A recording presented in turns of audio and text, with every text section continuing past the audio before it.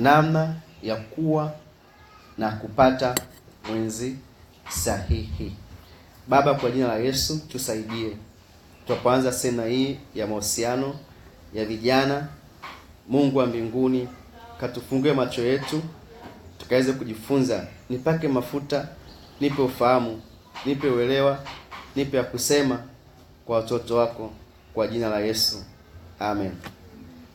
Namna ya kuwa na kupata mwenzi sahihi. Bwana Yesu asifiwe. Sasa nianze tu kusema ndoa ni taasisi ya kwanza ambayo Mungu aliiumba, na ndio taasisi kongwe, na miongoni mwa maamuzi makini ambayo utakayafanya kwenye maisha yako ni kupata mwenzi sahihi. Ukikosea kupata mwenzi sahihi ni majuto ya milele. Yaani ukikosea tu ukajikuta umeolewa au umeoa mtu ambaye sio sahihi, tayari itakuwa ni imekula kwako. Yuko mtu mmoja alisema kama ukioa mwenzi ambaye sio sahihi, kama ni msichana, ukija umeoa mwenzi sio sahihi, ni msichana, unakuwa umepata kimeo au bomu ambalo litalipuka wakati wote. Lakini ukiolewa, Stefano naomba unisikize, lakini ukiolewa na kijana ambaye sio sahihi, unakuwa umeingia mkenge. Kwa hiyo sasa unaweza ukapata kimeo au ukaingia mkenge, na ni majuto, kwa sababu ukishaingia umeingia. Hakuna kuvunja kwa sisi tuokoka au Wakristo. Ukishaolewa asema alichokiunganisha Mungu king, wanadamu asitenganisha. Na naomba nikwambie, ndio maana ni muhimu sana, nilikuwa natamani vijana wetu wawepo hapa. Sasa hivi ndoa nyingi zina shida, na nilikuwa naandaa somo hili nikasema ningepata nafasi zaidi ya kukaa na mabinti zaidi, kwa sababu waathirika wakubwa ni mabinti. Kwa sababu wewe huendi kumtafuta kijana na anakutafuta, hujui kumbe ni jambazi tu limekuja. Kwa hiyo sasa cha msingi ni kufundishwa na kaelewa na kumuomba Mungu. Ndio akasema kuanzia sasa hivi anza kuliombea ili ombi, Mungu nifanye kuwa mtu sahihi, kwa sababu huwezi kupata mtu sahihi wakati wewe sio nini, sio sahihi. Sawa, hivyo kabla hujaamua kuoa kuolewa, ni vizuri upate uelewa sahihi wa kile unachotaka kufanya. Usiingie tu, kwa upate uelewa na ingia anafanya nini. Kwenye Methali ile sasa 31 mstari wa 10 ambao ndio msingi wa somo letu, anasema neno la Mungu anasema, apataye mke apata kitu chema, naye ajipatia kibali kwa Bwana. Umeona? Apataye mke. Sasa unataka kujua kwa nini asema apataye mke? Kwa nini asiseme apataye mume? Kwa hiyo apataye mke apata kitu chema, naye ajipatia kibali kwa Bwana. Ni Mithali samani, ni Mithali ni 18:22 hiyo. 18:22. Sasa hiyo Mithali 31:10 anasema mke mwema ni nani awezaye kumuona? Maana kima chake chapita kima cha marijani. Mke mwema nani awezaye kumuona? Nataka twende pamoja unisikilize. Haijasema mchumba mwema, bali inasema mke. Kwa hiyo wewe kama binti sasa hivi ndio maana unafundishwa ili uweze kuwa wife material, kwa sababu kuna watu wanataka apate, kwa hiyo unapatwa. Sasa utapataje kama haujawa mke mwema? Kwa hiyo unatakiwa zile sifa zianze kuwepo sasa hivi. Kuna mtu mmoja anaelewa? Maana vizuri. Naenda taratibu sasa, nataka nikufundishe leo kwamba kwa hiyo wewe anasema apataye mke mwema. Mke sio mchumba. Kwa hiyo na maana unatakiwa uwe wife material. Siongei sasa hivi, lakini kuna ndio kasema kuna wanawake au wasichana wengine ni vimeo. Sasa ukishakuwa kimeo hautapatikana, na ukipatikana yatakuwa ni majanga. Tuko pamoja. Lakini pia sasa kwa sababu ya muda sitataka kuzungumza hizo sifa za mke mwema, lakini kwa kifupi tu kwenye ile misali inayozungumza kwamba moyo mumeo muamini, hata kosa kuwa na mapato, maana anafanya kazi. Utaona pale. Sasa kutokana na muda wetu nisingetaka kukaa hapo sana. Moja ya sifa ni anasema uangalia sana njia za watu wa nyumbani kwake, huamka kabla hujaisha usiku, wapa watoto wa nyumbani mwake chakula na wajakazi wake sehemu zao. Watu anasema watu wa nyumbani kwake hawahofii theluji, maana wote wa nyumbani mwake huvikwa nguo nyekundu. Kwa hiyo ni mtu ambaye ni mchapakazi. Utaona pale, wewe kasome peke yako, lakini singetaka kukaa hapo sana kwa sababu ya muda wetu hauturuhusu sana. Sasa twende moja kwa moja maana ya uchumba. Sasa tutakata kuzungumza masuala ya maana ya uchumba. Ungeleta hivi vitu vyote mkae kwa wote kwa pamoja upande huu. Wote mkae upande huu. Maana ya uchumba. Maana ya uchumba. Mchumba ni msichana au mvulana aliyeweka ahadi ya kuoa au kuolewa baada ya kipindi fulani. Narudia tena. Mchumba ni msichana au mvulana aliyeweka ahadi ya kuolewa au kuoa au kuolewa baada ya kipindi fulani.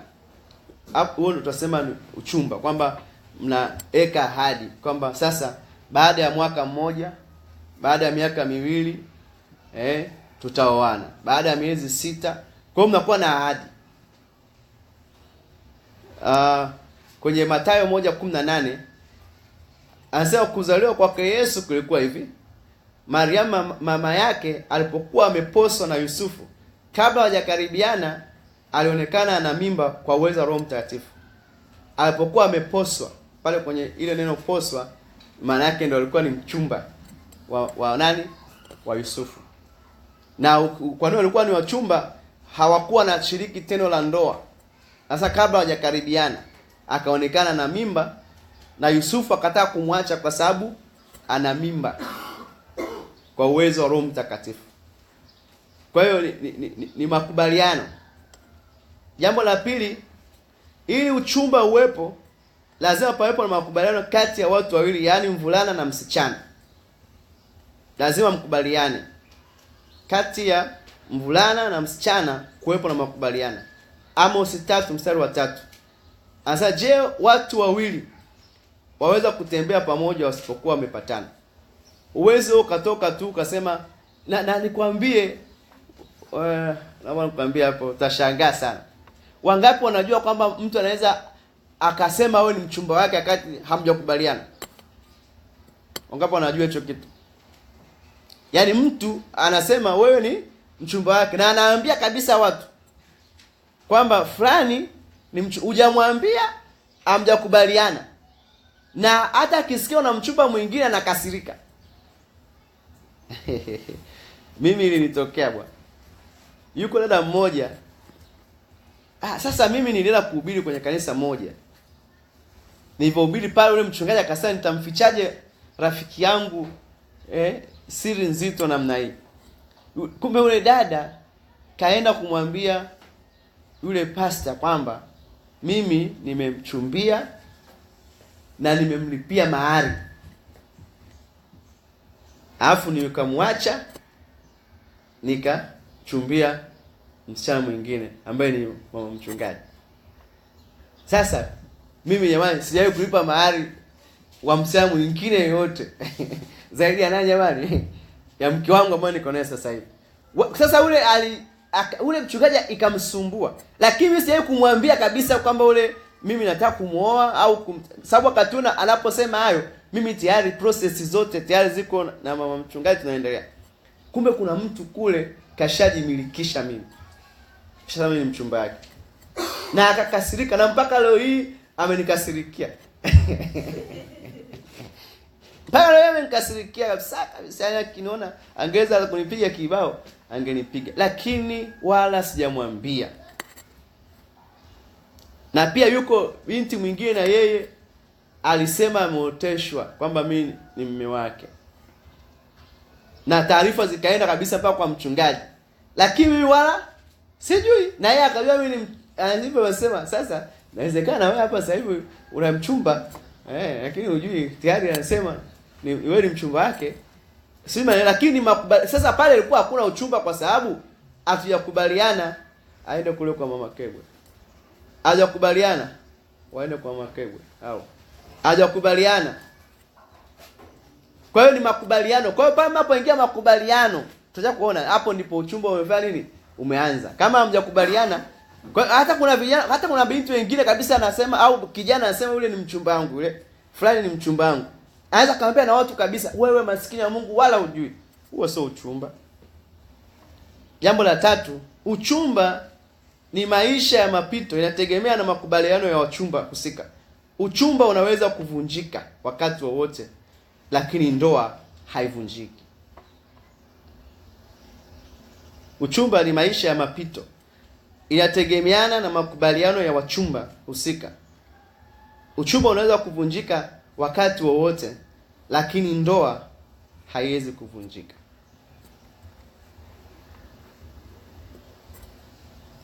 Uchumba unaweza kuvunjika. Na nashangaa sometimes watu wengine, mabinti au vijana, uchumba ukivunjika, mwingine hata anaamua kujinyonga. Kumbe Mungu alikuwa anakuepusha usiingie mkenge au usichukue bomu. Tuko pamoja? Ndio sasa shukuruni kwa kila jambo. Kwa hiyo nimezungumza mambo matatu, kwamba mchumba ni mvulana aliyeka ahadi. Sasa nataka sasa tuende mbele kidogo. Kwa hiyo tumeshaona uchumba ni nini na mchumba ni nani na inakuaje, na kwamba uchumba unaweza kuvunjika. Kwa hiyo sio kashangaa. Ndio maana ni vizuri ukapata ufahamu mzuri kuhusiana na swala hili, ili kwamba usije ukaingia kwenye uchumba ambao ukavunjika. Ikivunjika hiyo imetokea, ni bahati mbaya. Lakini sometimes kwa sababu hujapata mafundisho sahihi, au ule mwenzako hajapata mafundisho sahihi, au umeingia pasipo umeingia tu kwa kukurupuka, unakuta ndio mambo yanakuwa mabaya. Mambo muhimu ya kuzingatia kabla ya kuingia katika kwenye uchumba, ambao tulisema hapo, tutaangalia machache, yako mengi hapa ambayo nimeyaweka, lakini haya ni ya muhimu sana, naomba uyaandike. Mambo ya kuzingatia kabla ya kuingia kwenye mahusiano, kabla ya kuingia kwenye uchumba, kabla ya kuingia mambo ya kuzingatia. Yule mtu ambaye unataka sasa huyu awe mke wangu, haya mambo yaangalie, ya kuangalia. Jambo la kwanza, kwa wale wanaandika kwa Kiingereza, nimeandika ni spiritual compatibility. Uwiano katika mambo ya kiroho. Spiritual compatibility. Uwiano mambo ya kiroho. Nafikiri naenda vizuri. Labda tu kama unaweza kuandika haraka. Kwa hiyo lazima awe mtu anayetaka kukuchumbia au kumchumbia awe ameokoka. Hilo la kwanza. Yaani wewe unazungumza na sisi ambao tumeokoka. Sharti la kwanza cha kuangalia, je, huyu mtu kaokoka? Je, anampenda Mungu? Ni muombaji? Hasa kurudisha nyuma. Kwa hiyo lazima awe kaokoka.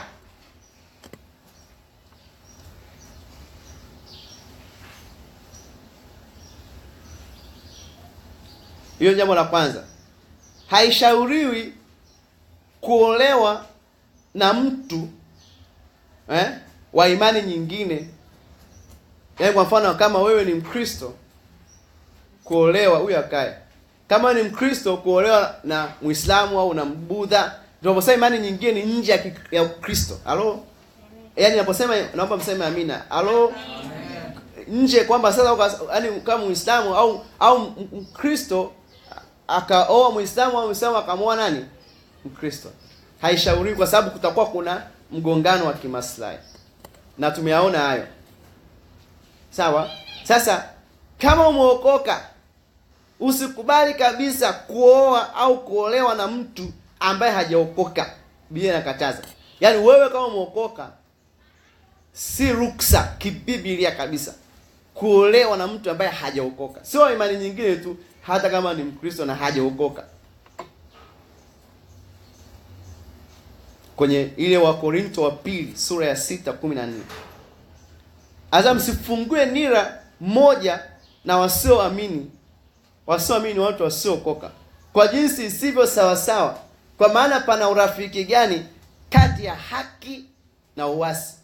Tena pana shirika gani kati ya nuru na giza?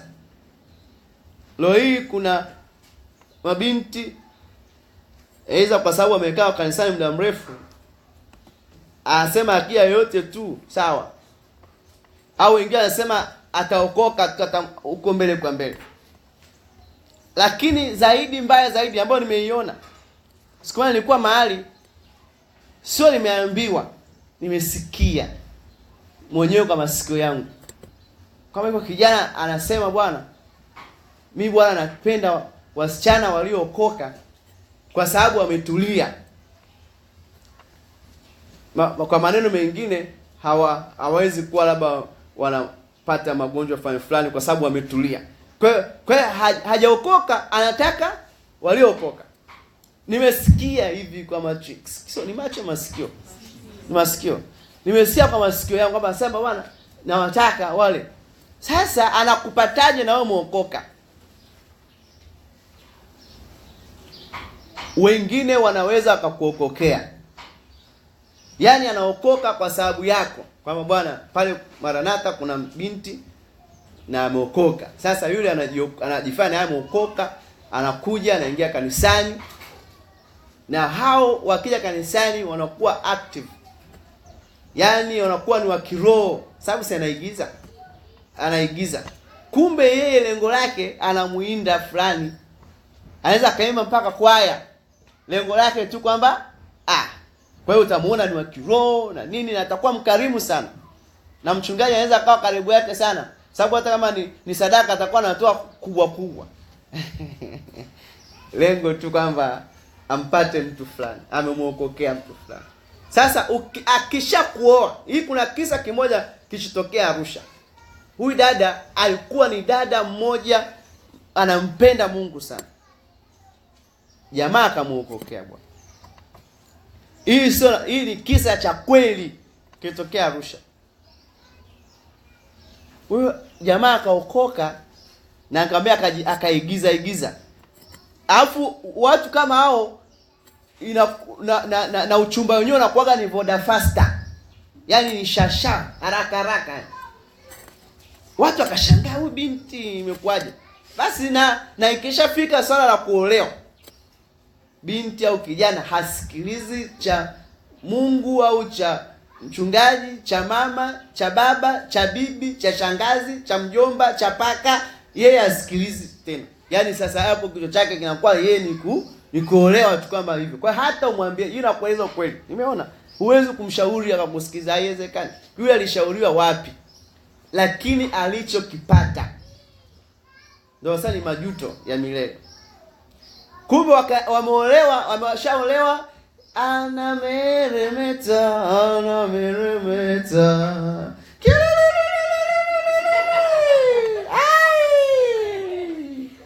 Walisema hata olewa, sasa kaolewa. Chareka.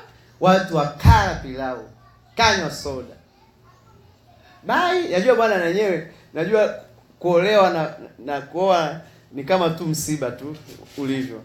Kwenye msiba mnakuwa wengi makaburini pale, wengi.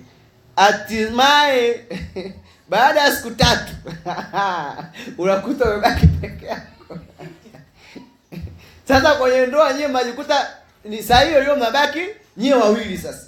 Sasa walipoingia, kumbe kule honeymoon, yule kaka aliingia amenunua crate la bia, packet ya sigara. Kwa hiyo walipoingia wale sababu wale wamemsindikiza, wale ma best men wamemsindikiza. Waliposema tu kwa heri, akafunga mlango, akawasha sigara, akavuta crate ya bia, akamwambia mama, hebu chini ya nani huko, chini ya kitanda huko kuna kitu ni vuta hapo, leta. Akavuta, afu wakati anavuta anapiga sigara. Tayari umeshaingia mkenge. Unafanyaje? hali ilikuwa ni tete. Kwa nini? Kwa sababu yule alimwokokea, kwa hiyo akawa ameingia. Kwa hiyo ndoa yani unakuta ndoa hivyo inakuta hivyo. Kwa hiyo Mungu akusaidie sana. Haleluya. Kwa hiyo usifungiwe nila. Yuko kaka mmoja alikuwa ni mwimbaji. Huyu kaka na yeye akaoa binti ambaye inawezekana alikuwa hajaokoka, lakini yuko miongoni mwa watu, yani msafara wa kenge au ni mamba wa mamba kenge naye akaingia. Yule kaka akamuoa yule dada, kumbe yule dada alikuwa hajaokoka. Yani wameoana chereko wameingia ndani. Kesho yake wamesharudi yani muni. Anashangaa kuna mkaka tu anakuja pale, mbaba sio alikuwa mkaka. Akamuuliza huyu ni nani? Akaambia huyu si kuambia yule mjomba wangu wa nani? Wa Mbarali sio Mbarali. Mbona hujaye kuniambia hata kwa nani sija? Kumbe bwana yule ni mshikaji wake. Kwa hiyo imagine ameolewa ana mshikaji wake na ile ndoa imekaa miezi 6. Mpaka sasa hivi nakwambia yule kaka nilimshauri nikamshauri hakuna sababu. Anafanyaje? Ameshaoa, anatokaje? Kwa hiyo ndani ya miezi 6, na baada ya hapo mfuatilia akajua kwamba huyu ni mshikaji wake. Yule dada akaondoka zake akaenda kijijini. Ameenda kumfuatia kijijini, kamkuta yule dada anauza ulanzi. Miezi 6 alikuwa ameokoka. Wewe wenzako chunga sana, biria chunga. Hicho kilio utalia na nani? Kwanza ukawa ni binti mzuri unampenda Mungu, kijana mzuri unampenda Mungu, ukajikuta umeingia hivyo. Kwa sababu huwezi kumuona kwenye sura ukamuona huyu hiko hivyo. Na anasema siku zote ndege mjanja ananasa kwenye mbovu mtego,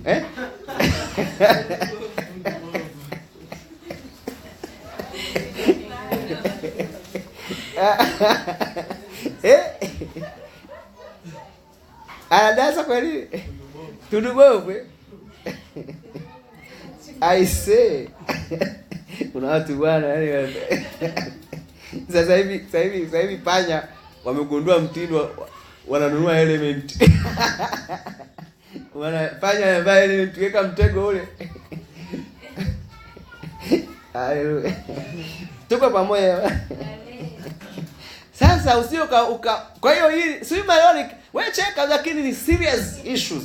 Ikishafika hapo hakuna kukusaidia. Kama kaka sasa hivi mpaka sasa hivi kaenda kwa maaskofu sasa kwamba asaidike basi kwa sababu miezi 6 na hata hawajawahi kulala hata siku moja na ule binti.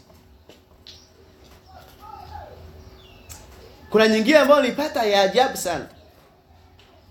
Kuna kaka na yeye akaoa binti. Kwa binti alikuwa na mambo yake gani? Na kwambia mwaka mzima hawajawahi kushiriki tendo la ndoa.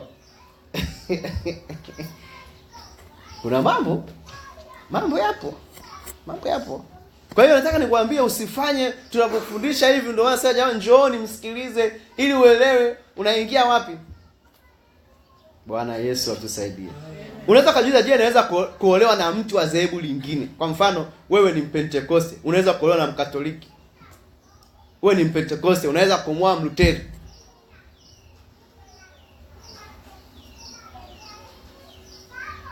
Nimesema Biblia inasema kabisa kama hajaokoka hajaishi. Sasa mimi sitaki kusema kuna nachotaka kuzungumza kwamba unaweza ukaolewa na kama ukijichanganya kwenye hayo pia, angalia imani yako itaathirika vipi. Tuko pamoja? Sababu kwa mtu mwingine anaweza akawa ni Mkristo lakini wala hajaokoka. Mungu atusaidie. Kijana wanataka kumuoa kuna vijana waliookoka wanataka kumuoa binti ambaye hajaokoka, anaangalia figa. Je, ana namba 8? Ana macho ya gololi?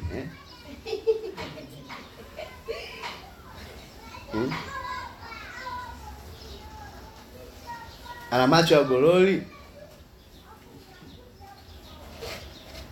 Nini unacheka? Mimi niko hapa nahubiri hapa. Ndio maana tunasema ni seminar ya nani? Lakini unaruhusiwa kufurahi. Furahi tu. Haleluya. Kwa hiyo naangalia kwamba sio tunachoangalia sio hicho. Wanasema sura inachakaa. Kama alikuwa na makalio makubwa, kuna siku yatakuwa madogo.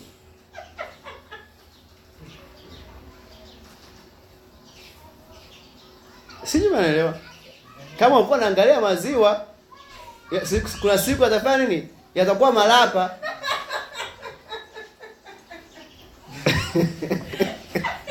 Utumtoeshe. Kwa unaangalia kwamba jamani mimi. Kwa hiyo kuna siku uzuri ndio maana sema mwanamke anayemcha Bwana huyo ndiye atakayesifiwa. Tuko pamoja. Kwa hiyo sio kaangalia tu kama unamwangalia mweupe. Kuna siku atakuwa mweusi. Atapigwa na jua la bongo. Atakuwa mweusi tu. Na ukiwa mweusi ukatafuta kuwa mweupe, kwa hiyo usiangalie eti kwamba kwa sababu unamwangalia fulani. Tutaanza kuona kwa hiyo usiokaoa eti unamwangalia eti kwa hiyo kama mtu ambaye hajaokoka ukasema pia ataokoka baadaye. Hakuna kitu. Kama ameshaokoka sasa hivi. Mwambie wenzako, chunga abiria, chunga mzigo wako. Mwambie wewe usinitanie. Mwambie abiria, chunga mzigo wako. Amen. Kwa hiyo jambo la kwanza kuangalia nimesema ni nini? Spiritual compatibility. Mwambie wenzako spiritual compatibility. Kwa hiyo kama kuna mtu amekuzengea sasa hivi hajaokoka, yani wala hata unaja kumwambie Bwana wewe, yani hata unaja kumsalimia hata. Yani akae mbali yani. Kaa mbali, Saa hatari, kaa mbali. Hiyo ni hatari. Yani mtu ambaye hajaokoka ni hatari kama kimeta. Yuko binti mmoja tu. Tena hata yuko mbali. Haidanganya wewe una mtu ambaye hajaokoka. Tutaje kuona huko mbele baadaye. Hivyo alafu akawa kama Amnon. Anamwambia Bwana njoo nitembelee na umwa. Kumbe mwenzake sio anaumwa, yeye anavizia tu mambo. Anaumwa na mambo mengine. Kuna ugonjwa aina nyingi. Hakuwa na ugonjwa wa hatari. Kwa hiyo mara tayari mambo yakaharibika. Mara moja akafungishwa ndoa ya mkeka. Tayari maisha yake yameshaharibika. Na niseme tu kabla sijavuka hapo, mtu ambaye hajaokoka, kwa utafiti wangu mimi niliofanya mimi, kwa umri wangu uliofika sasa hivi, hakuna mtu ambaye hajaokoka ambaye anataka kumchukua msichana eti amwangalie usoni hivi. Yeye anachotaka akupate alafu ale. So hivi. Maana ninachosema, yaani siku zote na of course kwa nchi za wenzetu at least kwa tofauti. Lakini kwa wabongo hakuna uchumba eti wa kwamba eti urafiki. Yaani urafiki tu ni kufanya ngono. Alafu akishakupata unakuwa kama dekio. Wangapi wanajua dekio? Hivi dekio kweli ukishadekio unalihifadhi, sio alitupa tu huko. Litambara hilo la ajabu ajabu. Kwa hiyo na wewe usitaki mwambie wenzako wewe sio dekio. Jambo la pili, education compatibility. Na sasa mambo ya kuangalia. Hayo utakayoangalia education compatibility, tunazungumzia uwiano wa kielimu. Kama unataka kuolewa au kuoa, jitahidi sana msipishane elimu kubwa sana ambayo italeta kitu kinachoitwa inferiority complex. Sisemi kwamba mtu ambaye hajasoma hawezi kumwoa mtu aliyesoma, au mtu ambaye aliyesoma hawezi kuolewa mtu. Like kama inakuwa kuna utofauti mkubwa sana, mmoja ambaye yule elimu yake ni ndogo anaanza kujiona yeye ni duni kuliko yule ambaye ana elimu. Kwa sababu unaweza ukakuta labda elimu yako ni ndogo lakini ukaanza kusomeshwa ili kufika kwenye ile level ya mwenzako. Kwa mfano labda mtu ni ana PhD akamuoa mtu wa darasa la 7. Vipi hapo? Au mtu wa darasa la 7 ni kijana anaoa binti wa PhD. Hey. Sema hapo sasa. Sema hapo sasa. Hapo sasa bombo ngafu hapo. Unaambiwa leta beleshi, unaleta jembe.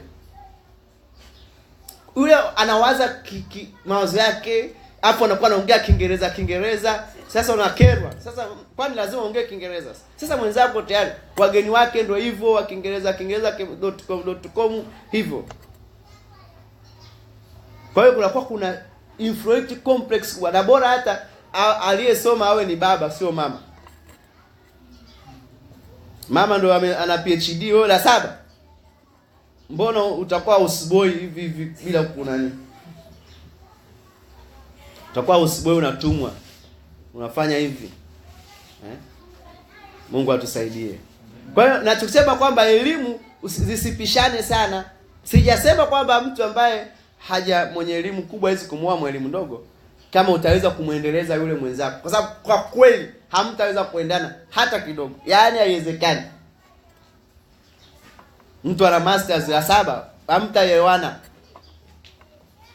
Anasema naenda training, unaambia uko training ndo wapi? Training ni nini hiyo? Training huko ndo ambapo kwa nini usipande basi? Kumbe unaenda training. Ya mama sasa usingepanda basi, lazima upande training. Mungu atusaidie sana. Kwa hiyo ni muhimu sana haya mambo. Kwa hiyo naomba uelewe binti ulioko mahali hapa, kijana ulioko mahali hapa kwamba unahitajika kuelewa kwamba unafanyaje. Bwana Yesu asifiwe. Lakini jambo lingine ni mental compatibility. Uwiano wa kifikra au kiakili. Usikubali kuolewa kichakwa. Kama kichwa chako kiko vizuri, mawazo yanavyowaza na wewe ni tofauti, ni shida. Jambo la 4, uwiano wa kiumri. Sasa hiyo si inahitaji kwa Kiingereza. Age compatibility. Ndio hivyo. Nyinyi mnajua Kiingereza kuliko mimi. Haya. Uwiano wa kiumri. Sasa naomba niseme hivi. Kwenye mapenzi umri sio tatizo. Nimesema mapenzi. Umri sio jamani tatizo. Lakini kuna changamoto zinaweza kujitokeza pale mnapotofautiana sana kiumri. Kwa mfano msichana ama mzidi kijana miaka 5. Yaani kijana ana miaka 25, binti ana miaka 30. Mapenzi yana shida, mtapendana, lakini shida itakuwepo tu. Wakati mmoja nilishazungumzia topic kwenye TV1 waliokuwa wameangalia. Tafiti zinasema hivi kwamba, na ndivyo ambavyo ilivyo hata bila utafiti,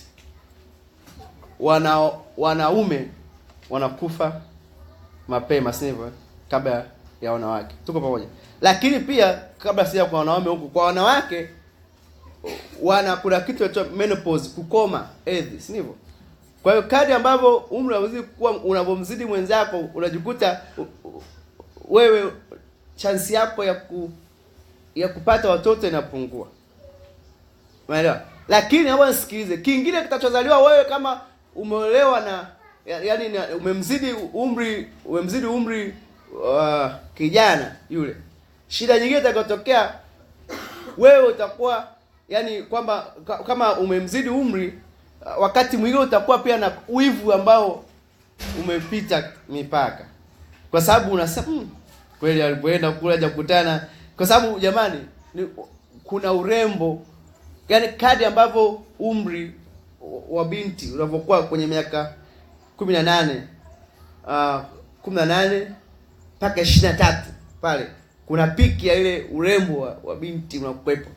Kadri ambavyo sasa anazidi kukua umri unazidi kwenda, ndio hivyo nakwambia makukomanga manini anaanza kubadilika. Si hivyo jamani, unaelewa? Sasa kwa hiyo unaanza labda huyu kweli hajakutana dogo kule, sababu anaweza kawa mpo lakini atatafuta size yake tu. Sio leo jamani. Atatafuta size yake tu. Kwa hiyo inaleta changamoto.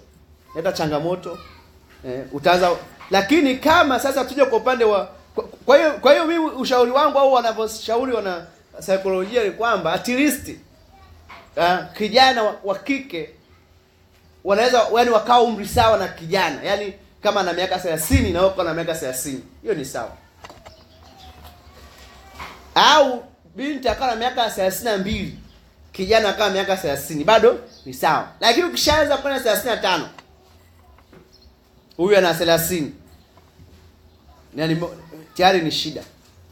Na sasa hivi vijana wengi wako, mimi nilifanya utafiti na kuangalia especially sana ukiangalia kwenye nchi za nje kwamba wanaitwa mashuga mami. Kuna vijana wanataka kulelewa sasa hivi, si ndivyo? Kwa mtu hata anaoa hata bibi yake anamuoa. Sasa pale hakuna mapenzi, yatakuwepo upendo kila kitu, lakini kuna makando mengi yatakao kuwepo. Kwa kijana anaweza akamzidi binti at least miaka zaidi sana 10 mpaka 15, isizidi hapo.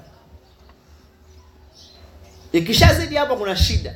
Shida ya kwanza kubwa sana, na unaweza kufanya utafiti wako mwenyewe, utaangalia yule dada ambaye ni mdogo aliolewa na mtu aliyemzidi miaka 30 40, yani mapema anakuwa mjane. Yule atakufa.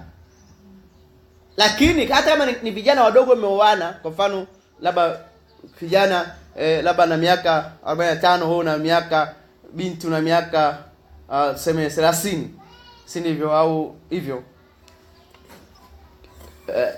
tafiti zinaonyesha kwamba, na hata nikasema sasa sio tafiti, wanawake wanaishi miaka mingi zaidi kuliko nani? Wanaume. Sasa kwa hiyo kama umeolewa hata na mtu aliyekuzidi umri, kwa hiyo bado ujane unakunyemelea tu, atakufa mapema kabla yako. Kwa hiyo umri kama narudia tena, umri si kigezo, lakini nataka sasa uanze kuelewa kama nataka niangalie umri pia. Nisimzidi sana, asinizidi sana. Amen. Jambo la 5, emotional compatibility. Hapa tuangalia haiba, uwiano wa haiba. Kwamba ujue mwenzako unayemuoa yeye ni haiba gani. Naposema haiba, nafikiri unanielewa. Tuna aina 4. Tuna sanguine, melancholy, choleric na phlegmatic. Sasa hawa sanguine, moja ya sifa zao ni wacheshi mno. Lakini pia wako rafu. Kwa hiyo kama wanaongea sana, si maana vizuri, sanguine anaongea. Kwa hiyo kama sasa mkaoana sanguine na sanguine huko ndani huko, si ndivyo? Kutakuwa na nini jamani? Na comedy. Comedy wengi ni masanguine. Tuko pamoja. Kwa hiyo shida, utakuta manguo yametupwa, sufuria utaikuta iko mlangoni, nyingine iko juu ya kitanda. Naona. Alafu ni kuongea tu, mnaweza mkakuta kama masanguine mmeona wote. Kwa hata chakula mtajikuta mnakula saa 6 za usiku, sababu ni story tu. Bwana Yesu asifiwe. Kwa hiyo at least, kwa hiyo atakuwa uangalie na ili uweze kubalance. Lakini melancholics ni melancholy wako serious, watu wanapenda mpangilio. Kama kwa hiyo utakuwa unajua, kwa hiyo yeye aongei wakati mwingi, yuko serious, anataka mpangilio. Kaa hivi. Mimi nikwambia nilikuwa kwenye nchi moja Marekani, nikakutana sasa ni melancholic alafu ni perfectionist. Yaani mtu ambaye hapo ndo kashesha na kwanza. Kwa hiyo mipangilio, kama ni socks zake anataka ziwe hapa, usihamishe. Socks ziwe hapa. Remote inakaa hapa. Naona. Alafu kama unataka kumwambia bana nataka kwenda mahali, anataka umpe sababu kwa nini unaenda. Yaani kwa nini uende? Umpe. Sio tu kama unaenda tu unakurupuka. Lazima utoe sababu. Sasa na kama mmeoana wote sasa melancholic wote, kwa ile nyumba na yenyewe itakuwa wote ni kama kuna msiba uliotokea. Hakuna namsemesha mwenzake. Lakini wengine choleric ambao hao ndio wakatili hao. Na wenyewe mara nyingi makoleriki hayajali familia, yanajali sana kazi huko nje. Anasema punda afe, mzigo fanya nini? Ufike. Sasa kama umeoa koleriki, kama usipojitambua ndio hivyo. Na kama umeoa mwanamke koleriki, maana yake wewe tayari wewe baba kuongozwa. Sababu yule ni kiongozi. Atakuongoza. Kwa lazima ujue ndio unataka watu wengine, kuna wanawake wao ndio wanafanya jamani, wao ndio viongozi yani. Kila kitu pale ndio wanapangilia. Sasa usipoelewa ndio hapo utasema huyu mwanamke kamlisha limbwata mume wake. Lakini wako aiba nyingine ni phlegmatic. Wenyewe ni wapole, wanakubali kila kitu. Yaani wenyewe ni bora liende. Yaani hao yaani ndio hivyo tu, ni wapole, ndio hivyo tu, au ni phlegmatic. Sasa lazima shida ambayo inatukuta sisi, haya mambo yote hatuyaangalii. Kwa hiyo unakuta mtu, kwani aiba sio kazi kujua aiba ya mtu. Umeelewa vizuri? Kama huyu aiba yake iko hivi. Kwa hiyo ndio maana Mungu atisi akupe achanganye. Labda huyu melancholic, huyu awe sasa wakioa melancholic na choleric, hapo ndo panachimbikaga. Choleric wengi pia ni madikteta. Sasa leo sizungumzia aiba, nijaribu kugusa kidogo. Jambo la sita. La sita. Uwiano wa kifedha. Financial compatibility. Uwiano wa kifedha.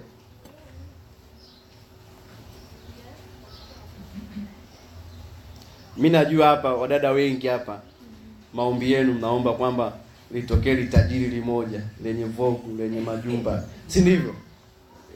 Nani anataka kuolewa na maskini? Yuko? Anyoshe mkono. Ajifanya anajikuna. Jifanya unajikuna kidogo hivi hata kama. Nani anataka kuolewa na maskini? Yuko? Asie. Kila mtu hapa maombi yake atokee litajiri lenye vogu, lenye gorofa, ndio maombi. Hata ingekuwa mimi ndio naolewa. Na nataka shida. Umetoka kwenu kuna shida, unaenda tena kwenye shida. Lakini mapenzi hayahitaji hela. Tuko pamoja jamani?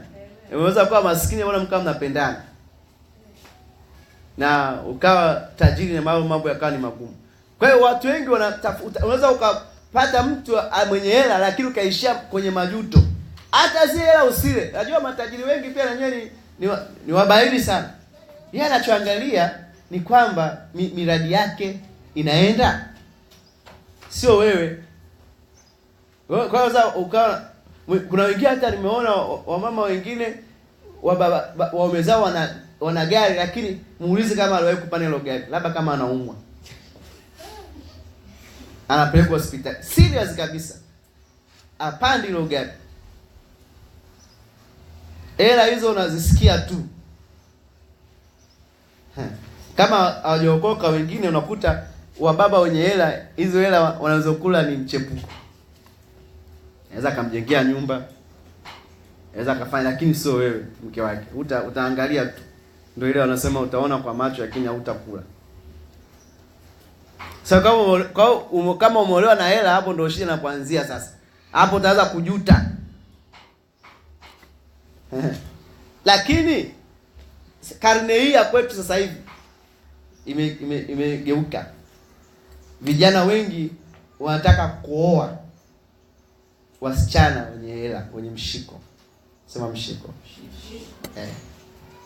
Kwa hiyo kama una mshiko sasa hivi, tafuta mshiko. Sasa hivi wavulana wengi sasa hivi wamegeuza kibao. Wanataka watu wenye hela. Una hela ndio hivyo. Sasa ukioa, kama wewe ni kijana unatafuta binti mwenye hela, kwanza unakuwa umeolewa, sio kama umeoa. Maana nachokisema, nataka kusema hivi, mwanamke anaweza kumvumilia mwanaume asiyekuwa na hela, lakini mwanamke hawezi kumvumilia mwanaume ambaye hana hela. Yaani kama ni mume wako ana hela, wewe una hela, mambo yataenda. Lakini mke wako ana hela, wewe una hela, ndio kwamba utadeki, utaosha vyombo, utabadilisha nepi za watoto na masimango juu. Mwanaume sio suruali, wanaume sio ndevu. Wanaume wenzako wanafanya vitu, wewe unakaa tu hapa. Utashangaa, utaona nyota, utajuta kumfahamu. Kwa hiyo sio ukataka tu, kwa hiyo kama sasa hivi ndio hivyo. Mimi ipo kabisa sasa hivi, vijana wengi watafuta. Sasa sio mbaya, ni vizuri. Kwa hiyo kama naomba sikilize, Mungu akakuletea kijana lipejeje, ndio Mungu amekuletea na hela, it's okay, ni neema yako hiyo. Haleluya. Na atakupenda kwa sababu hajaja, kwa sababu sasa kama mtu ana hela asioe. Na pia kama ni binti pia ana hela, kija ukamkuta Mungu amekuunganisha, sio umefuata hela, umemfuata yule binti. Ni neema ya Bwana, lakini ujiandae.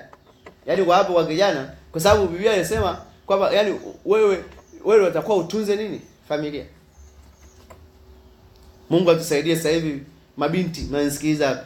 Vijana wengi sasa hivi ni tegemezi sasa hivi. Hawatunzi tena familia zao. Na ni tatizo.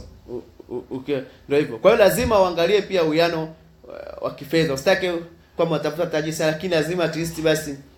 Kwa hiyo Mungu awasaidie, mnaweza mkaanza pamoja, mkajenga pamoja, mambo yanakuwa hakuna atakaye kunyanyasa. Kwamba wewe kwa sababu pia ukienda ukolewa sio mbaya ukakuta mtu amejenga na kila kitu, wewe umekuja pale kama mzigo tu. Ndio niona kwa nani anamwambia sasa wamekorofisha, anamwambia sasa bwana wewe, anamfukuza mke wake. Akaingia ndani akachukua Marlboro. Sasa hivi hamna Marlboro, lakini akachukua Marlboro akaweka, akamwambia haya, kama ulivyokuja ondoka na Marlboro. Ulikuja Marlboro tu, ondoka na Marlboro yako. Umeona hiyo madharau hiyo maneno. Lakini kama mmejenga wote, akisema ondoka na Marlboro, naambia na mabati. Yeka. Ngoa mabati yangu. Niondoke. Inawezekana hapa TV na wewe ulinunua pale. Unaambia sasa na TV nachukua na TV yangu. Alafu labda hata nondo zile za msingi uliziweka za msingi, unaambia nondo zangu za msingi nachukua. Maana yake hapo nyuma inabomoka. Baada ya muda anaambia bwana sasa mke wangu yaishe, ngoja nakutania. Usiondoke. Lakini kama una Marlboro tu, ulikuwa Marlboro tu. Unafikiri kweli? Ndio maana usingangane kwa sababu nataka tajiri. Mwanze wote, taratibu. Mnachuma pamoja, mnalala chini pamoja, mmetoa chumba kimoja. Hata naona historia.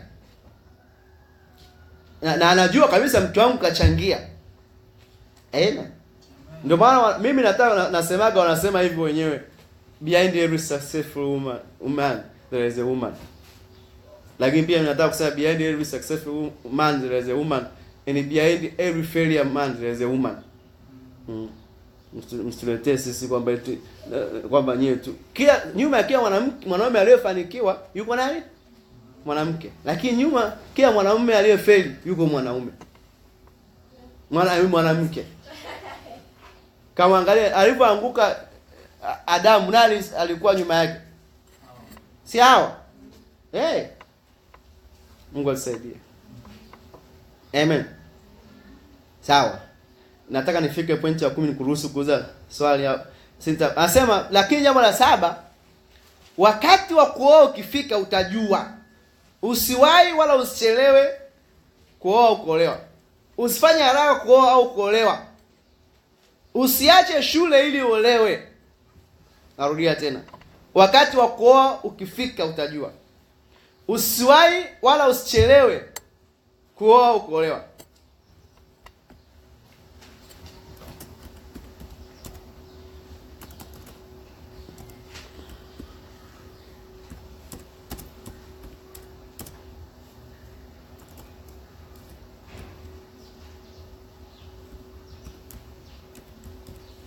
Usifanye haraka kuoa au kuolewa. Usiache shule ili uolewe. Unasoma zako form 6. Anakuja ile mtu anakuambia kuoa, anambia nitakusomesha tu. Nitakusomesha tu, sijui utasoma. Utasoma. Acha utasoma. Kalagabao. Hiyo kitu haipogo. Juzi nilipokuwa Kilombero nikutana na dada mmoja. Kama dada mbona ana akili sana. Yaani ana akili, yani najua unaangalia IQ ya mtu. Sio kwamba nikikaa na mtu dakika ngapi tu namjua. Kwa hivyo angalau dada yuko kijijini, lakini mbona kama majibu yake anavyojibu mbona kweli bwana. Kaambia vipi? Kama dadisi zaidi vipi? Akaambia bwana yeye ameishia mwaka wa kwanza chuo kikuu. Alafu akaambia ndo akapata haya majanga. Maana yake alipata mimba akiwa mwaka wa kwanza. Sasa hivi yuko kijijini. Kaacha yani alibakiza miaka yake hiyo miwili tu apate kuwa nani? Labda kuwa mwanasheria. Hebu imagine. Imemkuza yuko kijijini sasa hivi, hata sio anauza mchicha, sasa afanyaje? Lakini ukimwangalia IQ yake ni nini? Ni kubwa. Unaona hapa unaona. Kwa hiyo kuna watu wengi unaweza kuna soma zako hapa sasa hivi akatokea mtu. Mwambie vipi? Toane tu. Hamna kitu. Kwani usisome kwanza umalize? Kwani unafikiri jamani, unafikiri kuoa kunaondoka? Kuko pale pale. Kuoa kuko pale pale, kuoloko pale pale. Kwa hiyo kama hata ukoa kusubiri mpaka umalize. Mwambie kabisa kwamba tusiletane nani hapa. Hebu nipe neno hapa. Tusiletane nini? Usiku asikuletee nani? Asikuletee nini? Hivyo. Haleluya. Jambo la 8. Kwa hiyo kamwe kama wewe ni mwanafunzi wa shule za msingi na sekondari, usikubali kuingia kwenye mahusiano. Narudia. Kama wewe ni mwanafunzi wa shule za msingi, darasa la 7, form 1, form 2, form 3, eti na wewe una mchumba. Form 3 una mchumba. Inawezekana wako hapa wenye wachumba hapo. Wanakuaga na wachumba wametulia. Ana mchumba na yeye. Heti jamani. La 7. Una mchumba. Huko ni kupotezeana ni jamani muda. Nimeona mimi mwenyewe kwa utafiti wangu uliofanya kwamba wachumba wote waliochumbiana asilimia kubwa wakiwa primary wakiwa secondary, hakuna hata siku moja walioana, hawajawahi kuoana. Nishaona watu zaidi wengi tu, kwa sababu kwa mfano umechumbiwa na mtu huko la 7 anakuchumbia, kwanza ningeweza kumshika ningemchapa viboko visita. Anakuchumbia nitakuoa mimi, anakuangalia au huko form 1 anakuchumbia, asa taoana tu, twende tu. Sasa ukifika form 1, ukifika form 4, ukienda form 5 na 6, unakuta wengine, yani kama ni kijana anaona mbona huyu kama vile huyo, mbona kama aeleweki vile. Kwa hiyo wewe tayari akienda form 6 anampata mwingine. Wewe alishakuweka booking huko. Akiingia chuoni anaingia uone maisha kwenye mwanga bora. Sasa wewe labda uliishia tayari umeishia form 4. Yeye ameenda kuna kuoana hapo kwa yeye atakuja aache kuoa wale wa chuo waje kufuata wewe huko na nini. Kwa hiyo unakuta umeshapotea. Labda walikuja hata wachumba wengine. Kwa hiyo alafu kingine huwezi kuchanganya mapenzi na shule. Haiwezekani. Kwa hao wa form ngapi hao kama huko sasa hivi acha. Kamandikie barua ya warning kabisa tusijuane. Yaani wewe kuanzia leo tusijuane. Hauwezi kuchanganya mapenzi ukachanganya, unaanza kutumiana na message. Si unajua zile message. Unatumiana usiku kucha. Unatumiana message. Habari ya size nzuri. Umeshalala? Unakula nini leo? Umekula nini leo? Sasa wewe utasoma huko na unasoma mara message ingia chip. Sema leo jamani. Ambaye leo nimekuota, yani nimeshinda yani sijalala leo niko na kuota wewe. Sasa umeotaje kati ya jalala? Naona. Kwa hiyo zile message za kudistract. Kwa hiyo unaanza wewe ni message tu, message. Ndio maana shuleni siona mnaruhusiwa kuwa na shule form 3 form ngapi? Sababu walimu wanajua kwamba hauwezi. Sasa unangangana mchumba wa nini saa hizi ukiwa darasa la eti mwingie la 7 kabisa. Ushindwe kama huko hapa sasa hivi Bwana anakuona. Haleluya. Kama form 1 mchumba wa nini? Muuze mwenzako form 1 mchumba wa nini? Form 2 mchumba wa nini? haya mambo yanakuja ina wakati.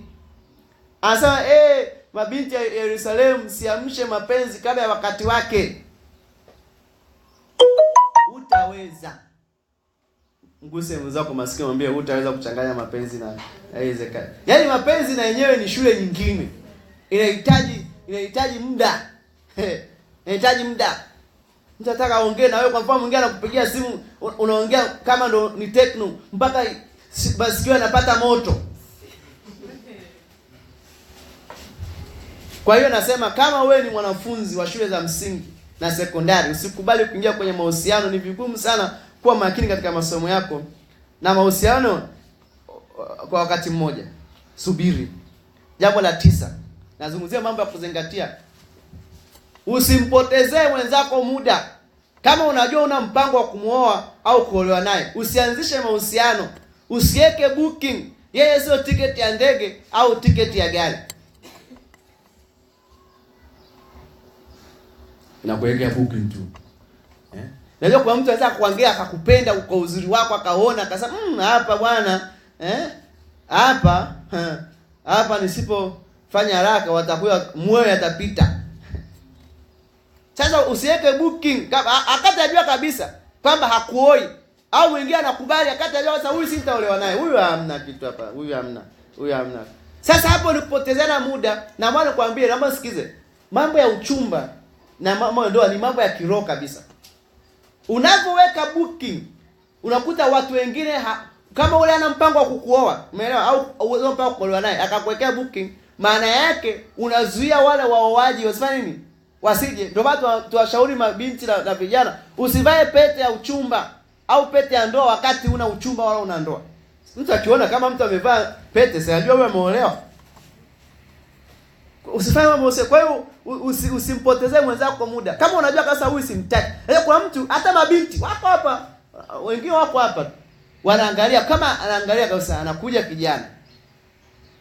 Anafika pale. Labda ni kijana msukuma mkokoteni. Anamwambia bwana, Mungu amenionyesha nikuoa, nataka, anamkubalia. Lakini sasa huyu hamna, nimkubalia tu, lakini huyu wala hamna kitu hapa. Akija mwingine ni mfanyabiashara na huyu anafanya nini? Lakini ajua huyu meno yake siyapenda, mweusi sana huyu hamna huyu. Lakini amekukubalia. Naona? Sasa wewe kumbe unajua ni naye mchumba, kumbe hamna kitu hapo. Kakupotezea muda miaka 3, miaka mingapi, na wewe ukashangaa kaolewa na mtu mwingine. Usimpotezee, usipotezeane muda. Binti binti unamwangalia unasema huyu binti nitakuoa, kumbe hamna chochote. Huyu hamna, huyu hapa wala simuoe. Ni kwamba tu na mimi nataka nionekane na mchumba. Lakini kumbe ana mchumba wake mwingine huko. Mwambie wenzako tusipotezeane muda. Jambo la 10. Usikubali kuingia kwenye mahusiano kwa kumhurumia mtu. Mabinti, usikubali kuingia kwa mahusiano kwa sababu vijana wanajua kusomesha. Umeshamuonaga jogoo anapomsomesha mtetea. Anamwambia nitakununulia kitenge mpaka huku. Mpaka huku anamwambia au mje kuona jogoo anafanya. Nitakununulia kitenge mpaka wapi? Mpaka huku. Uongo mtupu. Tuko pamoja? Kwa hiyo usikubali. Alafu mabinti anavyoambiwa, jamani, mwenzako mimi usiponikubalia nitakufa. Unajua kusikia anambia usiponikubalia mimi nitakufa. Nasikia kabisa roho inatoka. Sasa akikwambia anakuambia usiku wa leo kabisa nilimwona Israeli. Israeli kabisa wewe. Yaani kama usienda una mwenzako mtoto wa watu nitakufa mimi. Sasa binti Mungu wangu jamani, kuliko kijana watu afe, si bora tu nimkubalie. Kwa hiyo wewe umemkubalia sio kwa sababu umempenda, kwa sababu umeogopa asife. Kama anakufa si afe, tumzike tule nyama na kuku Kama mtu yani kama kutokubalia ndio unakufa. Ukufa. Tusitishane, ukifa tunakula pilau. Kwa hiyo usimuonee huruma. Licha tu hata kwenye swala la usiongee swala la kufanya ngono, lakini hata mabinti wengine unakuta anamuonea huruma kijana, kwa hiyo anamuonea huruma, anampa. Kwa sababu anamuonea huruma. Anapokuja, ndio maana anasema bwana, ukitaka kumuua nyani usimwangalie usoni. Nyani ukimwangalia usoni utakula mabua. Ole wako. Jambo la 11. Kabla ya kukubali kuingia kwenye uchumba au mahusiano, fanya utafiti kujua huyo anataka kukuoa au anataka kumuoa, angalau kujua machache kumuhusu. Fanya utafiti. Ni maajabu unataka kumuoa mtu ambaye hata umjui. Fanya utafiti. Kuna kijana anataka kunioa au anataka kumuoa, fanya utafiti. Huyu binti vipi bwana? Zamani walikuwa wanafanya utafiti wale wa nani? Lakini unataka uyamjua hata mtu, unataka jua ni nani? Unamkabidhi maisha yako. Miaka yote. Kipindi utachoishi na mke wako na mume wako ndicho kipindi kikubwa kuliko hata uchoishi na wazazi wako. Wasema kwa kufa na kuzikana.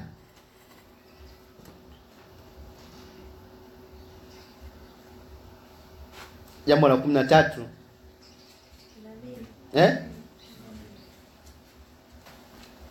Usikubali kuingia kwenye mahusiano na kijana wa kiume ambaye amefikia umri wa kujitegemea lakini bado anaishi kwa wazazi wake au kwa marafiki zake. Yaani kijana anakuja kukuoa, kukuchumbia, lakini bado anaishi kwa nani? Anaishi kwa kwa wazazi. Ana miaka 25, 30, anaishi kwa wazazi. Wanasema hapo mbombo ngafu. Unaelewa vizuri? Sasa itakuwa ni shida. Bado hajaweza kujitegemea huyo, atashindwa kutunza mke.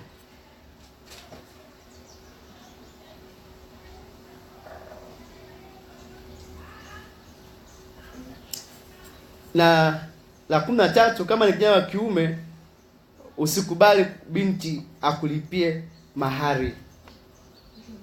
Tuko pamoja? Nimeshaona mimi hapa kuna mabinti nimewaona mimi wanalipia vijana kwa sababu yani binti amefika yuko very desperate kuolewa na ana hela.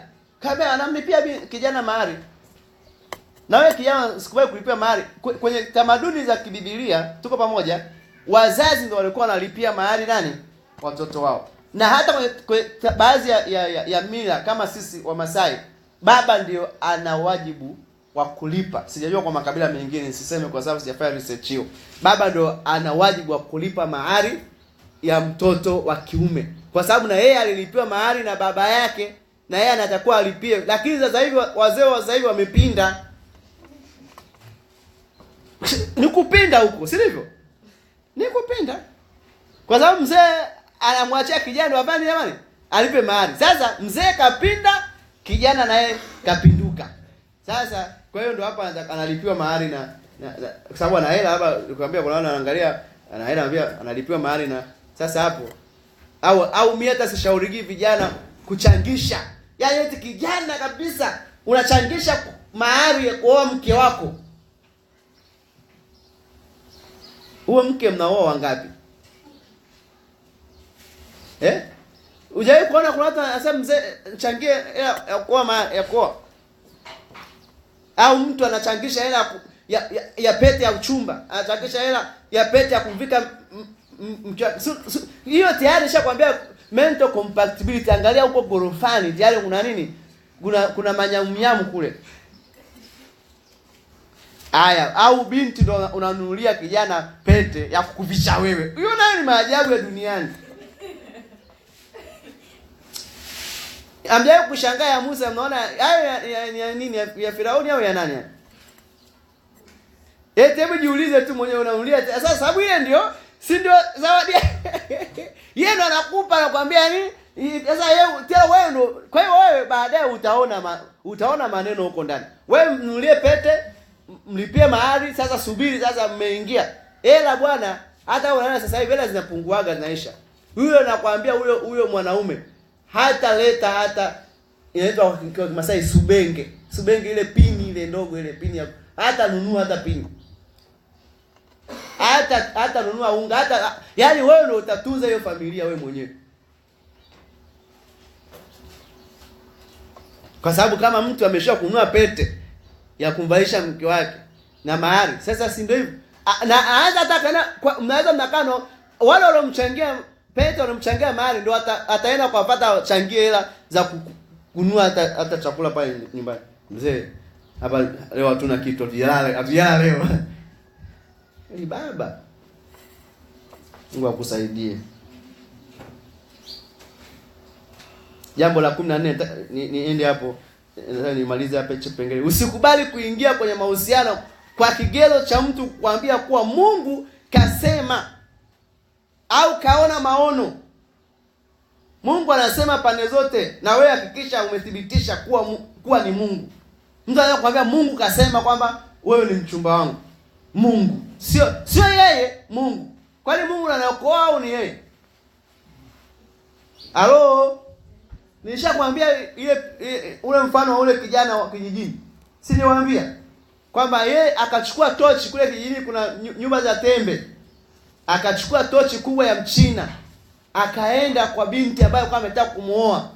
Akapiga ile tochi kule kwenye siwajua kupiga, akatoboa akapiga tochi kule. Alafu akaongea.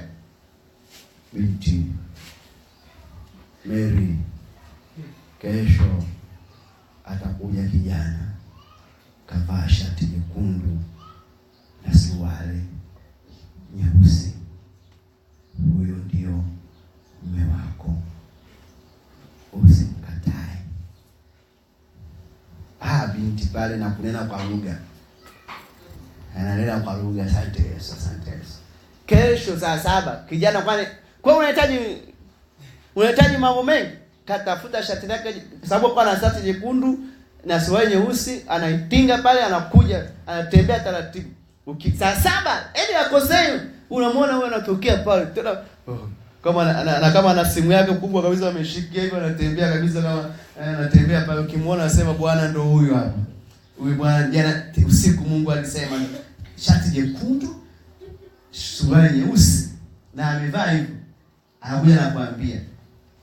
Binti anambia, hata mimi usiku jana Mungu nilisikia aliniambia. Kwa hiyo wakaoana. Miaka imepita. Kijana huyo anamwambia binti, ule Mungu aliyekutokea kipindi kile alikuwa ni mimi.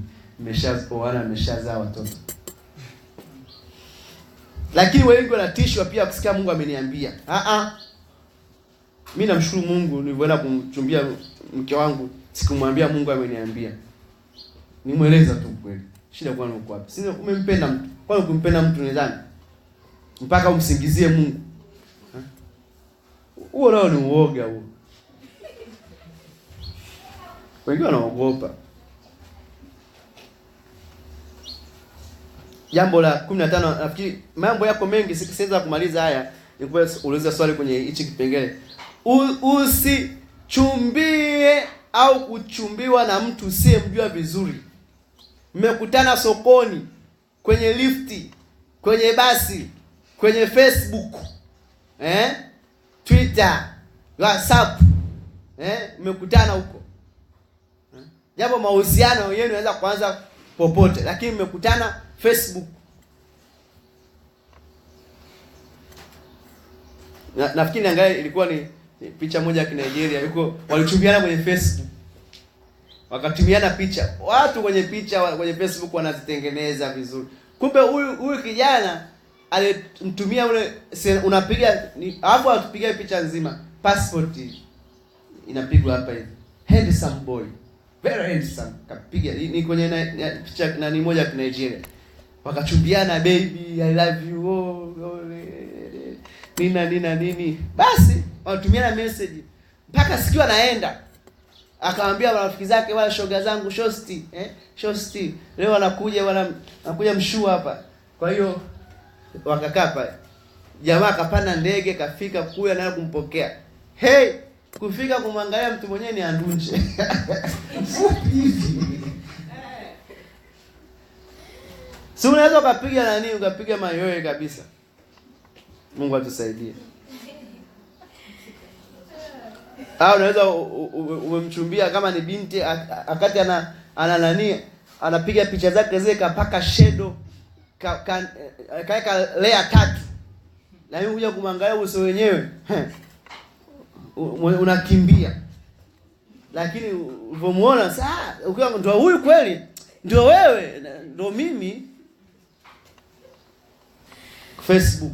Lakini sasa pia wengine wamepata matatizo majanga kwa sababu, kwa hiyo humjui yule mtu, usikubali. Tuko pamoja. Mmekutana kwenye lift tu pale, mmekutana kwenye lift. Yaani lift tu, mtakupa lift ndio mnaanzisha mahusiano. Eti hamfahamiani, lift tu. Sokoni tu mmekutana, mmegongana bahati mbaya, ndio umeanzisha hapo, umfahamu. Kwa mfano kuna wengi ambao mabinti wengi ambao wanakutana na watu kutoka nchi za nje au kutoka mikoani huko. Mtu katoka Mwakareli, katoka huko wapi, kaja hapa Dar es Salaam, wakutana tu, hamfahamiani, mnaanzisha mahusiano, mnaoana. Unakuja kujua kama ni baba wa watoto 7. Kaacha mke wako huko kijijini, na wewe atakuacha baadaye. Akienda mkoa mwingine anakuacha. Jamani, hamjaona au hamjasikia hizo? Zipo. Umfahamu, lakini kama unamfahamu mtu hapa vizuri, hapo unamjua kabisa bwana, niko namfahamu vizuri. Kama ni huyu hapo unamwona vizuri. Ndio maana mimi nikaja kuangalia kabisa hivi, kwa nini hata wale ambao wanasema Mungu amewaonesha, anaoneshaga tu watu pale kwenye kwaya. Au kujiuliza hicho kitu? Mungu anamuonesha mtu yule pale shuleni, pale chuoni. Mungu hawezi kumuonesha mtu aliyoko Marekani huko, aliyoko huko mbali huko. Kwa hiyo kumbe ni wewe unaangalia tu hivi, unaona huyu hapa unamchagua. Unatudanganya tu eti Mungu amnacha Mungu ni wewe mwenyewe. Nataka nimalizie nifike 20, acha afu tuache hapo. Msichumbiane, na kuna ngapi? 16. Usijiwekee matarajio makubwa kwa mtu unayetarajia kumuoa au kuolewa naye. Kwani asipotimia utavunjika moyo. Wengi, hata mimi nilikuwa na matarajio yangu. Mzee Ningo alikuwa na matarajio yake kwamba mume wangu mimi nikiolewa mimi. Mwingine sasa hivi labda unatoka familia maskini, mnakula kwa tabu na nini. Wasa nikiolewa mimi huko hata nikoma. Nikiolewa shida zangu zote zitaisha. Sasa ndio hapo sasa. Juzi nilituma rali moja kwenye Facebook. Yule kijana moja anasikitika, itaonekana anasikitika. Anasema miongoni mwa uongo ambao unauma ni pale ulipokuwa unaambiwa kwamba uamke uende shuleni. Siku ukimaliza shule utalala mpaka mwenyewe utachoka. Sasa paka sasa hivi siyo kulala.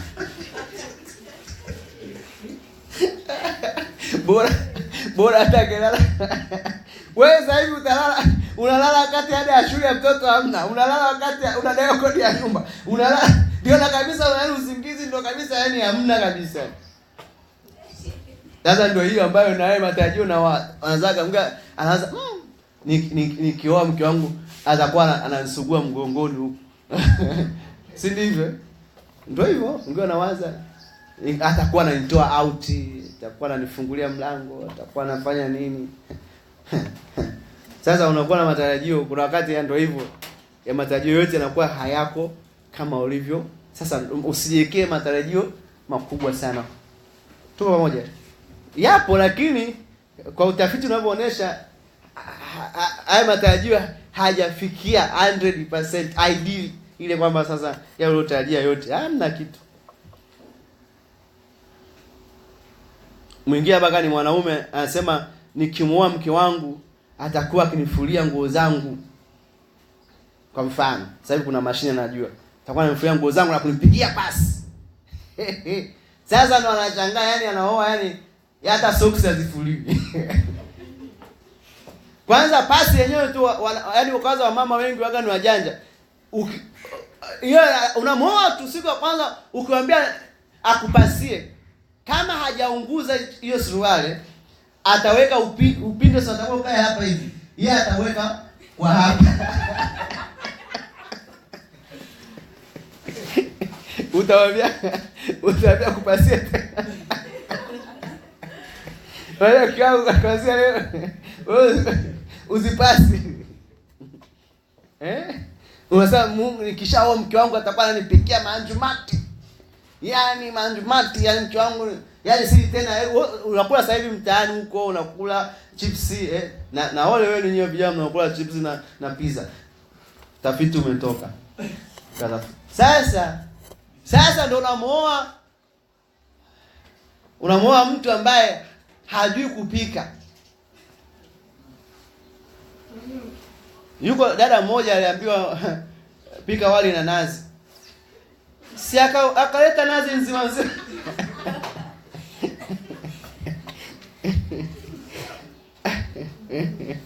Haleluya.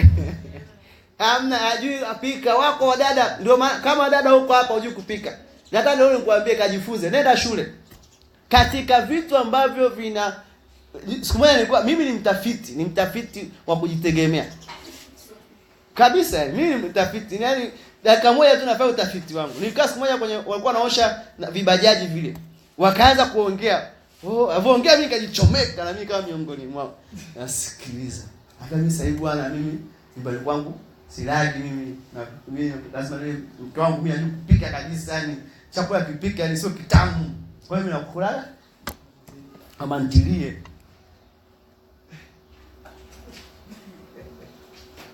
Wewe ukiona tu mume wako amekuja akwambia nimeshiba, ujue tayari manyoya yameshaliwa. Kashapita mahali. Sasa leo tumbo limejaa gesi. Sisi kumbe anajua hapa hamna kitu hapa. Leo hamna. Sasa kwa hiyo mume anapenda apate chakula cha mke wake kitamu. Sasa unajua kupika. Kuna wamama hapa, wadada hapa hawajui hata kupika chapati. Uongo kweli. Akipika chapati inakuwa na mapembe kama ramani ya Afrika.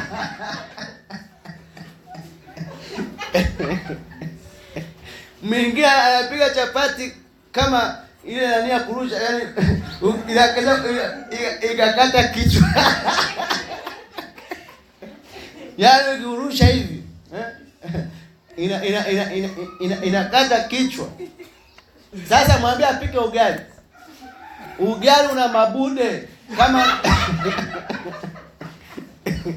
kila ukijaribu. Unasema mke wangu vipi? Anasema unga siku hizi bwana, unga mpya bwana. Au shiki maji. Ajua atapika ugali. Sasa wewe ulikuwa ndo unategemea ukija utakula manjumati. Unamuoa mke kila siku akwambia twende hotelini bwana. Leo na tukale nani chips. Wakati wewe ukotaka chips, kumbe hajui kupika. Muulize dada ule huko hapo, unajua kupika kweli? Na maanisha kupika. Sio mtu unaambia akupikie apike mchuzi. Unakuwa kama bwawa la kuogelea. Yaani kama unatafuta kapara. Mchuzi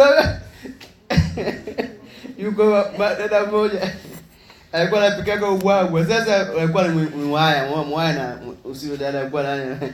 Sasa anapika kila yule alikuwa anapenda wali na maharage. Sasa akija saa 5 anambia mama nani wali tope. Wali tope, yani unapewa wali kama tope. Ugali so ugali.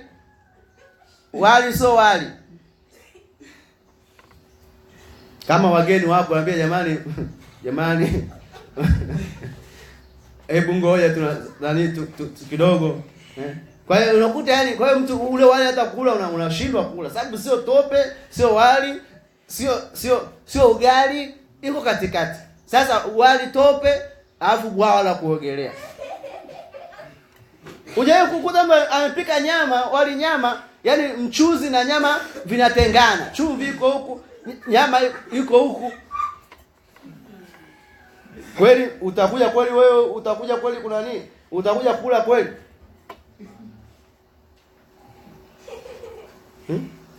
Mtu hata kupika chai ya maziwa hajui. Unaonja unauliza, hii ni maji? Ni maziwa?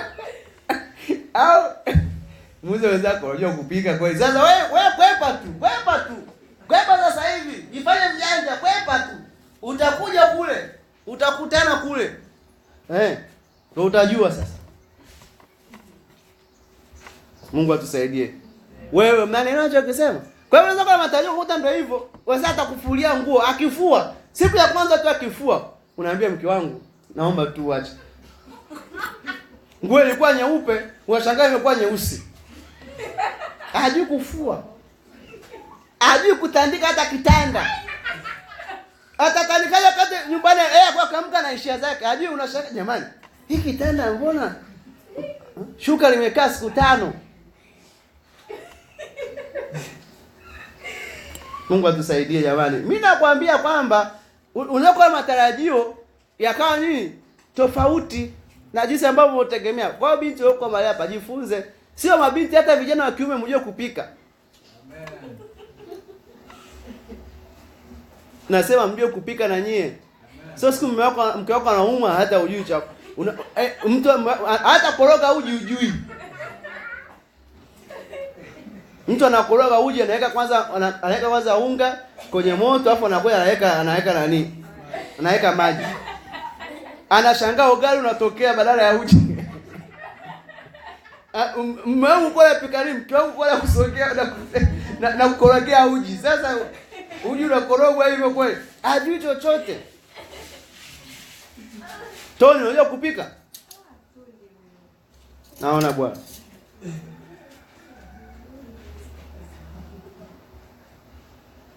Niko na mangapi?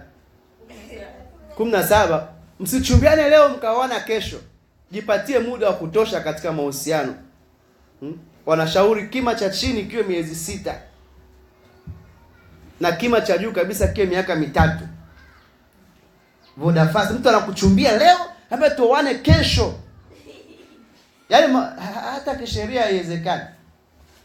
Ukiona watu wamechumbiana leo wanataka kuoana saa hiyo tayari walishaharibu. Walishaonja asali. Mtu hapa ana kibendi, kwa hiyo anataka kisionekane. Anataka oe haraka. Na pia mkikaa mchumba kwa muda mrefu sana ni shida.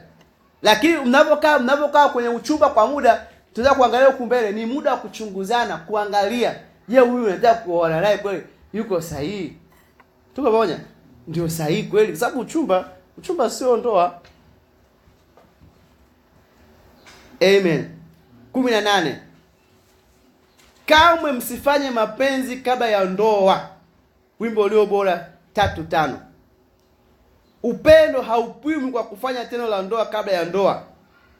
Siku ya kukuambia mfanye mapenzi, siku hiyo vunja mahusiano. Huyo sio muoaji, bali anataka kukuchezea. Sasa kuna tabia wakina kaka wengi akikuchumbia na kuambia sasa nitajuaje? Tuonje. Unaonja ni mua. Unaonja ni asali hiyo, unaonja. Na dada kwa sababu wakati kama mwingine alikuwa anakutafuta, ukishamkubalia tu akaonja kwisha. Hakutaki tena. Jamani ukuulize, kwani ukionja kitu kama ni kitamu si ndio unakiendelea nacho? Kama sio kitamu je? Unaachana nacho? Usikubali, mwambie binti usikubali kuonjwa. Mwambie wewe, mimi nakwambia mwambie. Wewe ngoja nikuulize swali. Wewe umekuwa unakuja kwenye hii semina. Ulikuwa unafikiri unaenda kwenye semina. Ulikuwa unakwenda wapi? Si kwenye semina ya nani? Sisi sema vijana, sio maana tukawaita. Usikubali kuonjwa, na wewe kijana wa kiume usionje.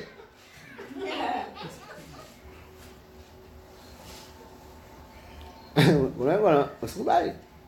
Bwana Yesu asifiwe sana. Amen. Na jambo la 19, usiruhusu mtu yeyote akuchagulie mchumba. Kwani kuchagua mchumba ndio nafasi pekee ulionayo katika kufanya maamuzi. Usiolewe kwa kuwa au kwa sababu umelazimishwa na mtu yeyote. Yule asiwe mzazi au kiongozi wa kiroho. Eti mtu anaweza kuambia ni mchungaji akwambia Mungu amesema ashindwe. Yaani hata kama ni askofu, ni nani? Ni baba yako. Nani? Kwenye swala la kufanya maamuzi ya kuoa na kuolewa ni kwako wewe. Muulize wewe alipoolewa nani mchagulia? Alipooa nani mchagulia? Ni zamani, miaka ile ya zamani sana ilikuwa inafanya kazi.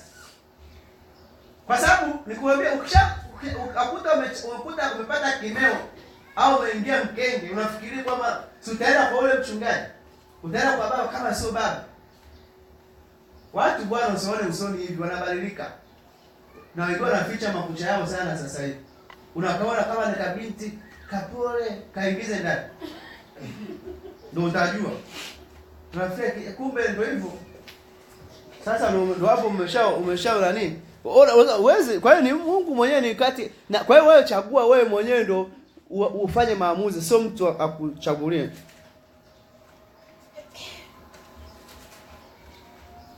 Na 20, usifiche tabia zako mbaya, makucha, hasira, wivu, ubinafsi, kwa sababu hakuna mwanadamu aliyekamilika. Inatakiwa uanze kurekebisha tabia zako mbaya sasa hivi, kwani usipofanya hivyo hata ukiolewa au kuoa hazitabadilika. Kuna watu wanajifanya mtakatifu Teresia, jamani, dada Agnes Rebecca. Yaani nakwambia, ni dada mpole mtaratibu. Akasirikaji. Mwanaume akasiriki, hafanya nini? Kweli? Amgombani wako chumba hawagombanagi, yaani wewe ajiachilie jinsi ulivyo. Kama una hasira, kama una nini, mchumba wako aone. Usifiche, kwa sababu unafiki unakaaga kwa muda mfupi tu. Yaani unafiki huwezi kukaa muda mrefu. Ndio shida unafiki. Kwa hiyo wengi wanaficha, wewe hivyo hivyo. Kwa mfano sasa naona muda unakwenda. Kwa mfano hata mwingine anajifanya hata kama ni kula, anakula kidogo. Naona. Sasa siku ukimuoa, unashangaa, mbona unakula skills? Huyu mbona alikuwa anakula kidogo? Unashangaa umekwaje tena? Tumbo limeongezeka. Eti. Kwa hiyo onesha kama unakula sana, kijana kula. Kwani sisi kila mtu ana tumbo lake bwana? Kama una hasira, kasirika. Iko hivi, kasirika kabisa, aone kabisa umekasirika ili mrekebishane sasa hivi. Mke wangu bwana, huyu binti bwana ana hasira huyu. Kuna wengine ana hasira za mkizi. Sasa usipoonesha sasa hivi unashangaa umeingia ndani ndio hivyo. Mungu atusaidie. Onesha tabia zako hizo mbaya zionekane sasa hivi. Tuko pamoja? Nataka moja, usifanye una pesa, unamiliki gari kumbe umeazima. Kuna watu wanataka kuchumbia, anaazima suti, anaazima tai, anaazima gari, anaazima simu, anakuja kukuchumbia. Alafu hata chumba ambacho anakuweka uje uone kaazima na chenyewe. Unashangaa alikuwa na gari, ana kitanda 6x6, mtoto wa watu umeolewa. Ukipelekwa unapewa kulala kwenye boksi. Vipi? Unasema Sakos walikuja. Wakachukua kila kitu. Kuwa wewe bwana. Amen. Na haraka usubiri 22 mpaka ujenge na kununua gari ndio uoe. Wewe kama umri umefika wa kuoa, mengine atakuja baadaye. Wewe oa. Amen. Lakini ujiandae. 23, usiruhusu marafiki na ndugu kuingilia uhusiano wenu. Haraka 24, msikae kwenye uchumba kwa muda mrefu, labda kama kuna sababu maalum.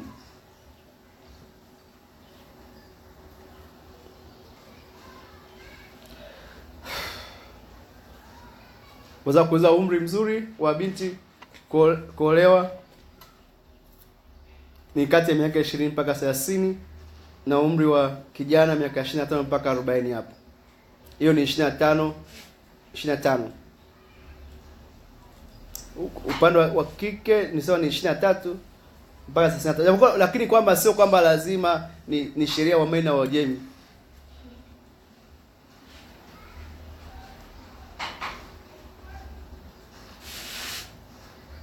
Uh, 26 kwa haraka. 27, mfumo utegemea kwamba mfumo wa maisha yako utabadilika unapooa.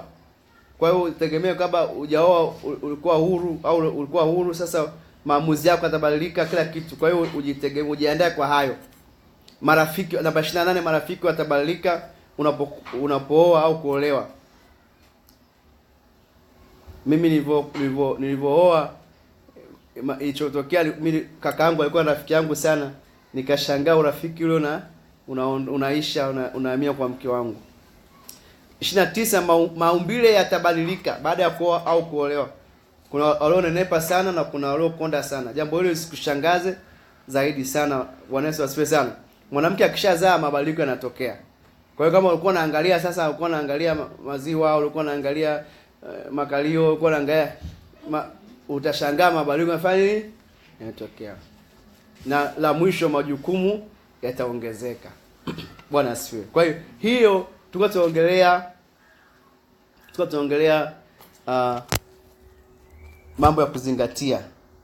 Sasa labda kama kuna maswali kwenye hiyo, alafu tutakuwa na break kidogo, alafu tutaingia tena.